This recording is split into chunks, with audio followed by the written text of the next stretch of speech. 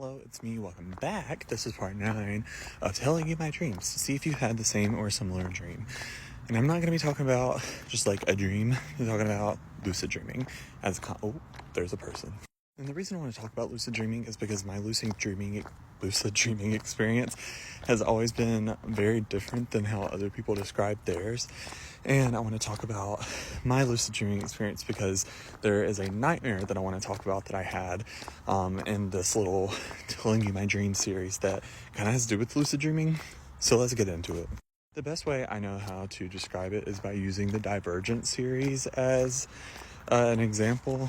In the Divergent series, the characters are put into simulations for several reasons, but in this one, it's so that they are shown their fears and to see how they would react to their fears.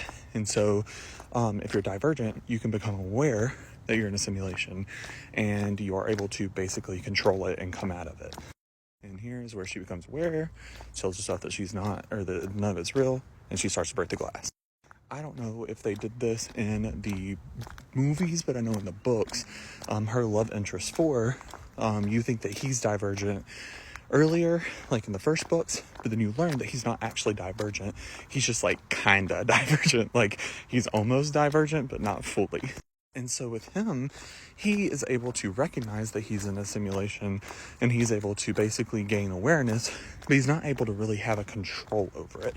But through that, he teaches her how to pretend that she doesn't have a control over it. But see, that's how my lucid dreams are. If you hear anybody else describe theirs, they're typically like I gain awareness and I'm able to control the world around me and control the atmosphere. But I've never been able to do that.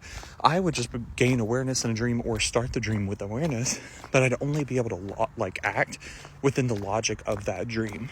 The other weird thing about lucid dreaming with me is that I used to only lucid dream and I never chose whenever I did it.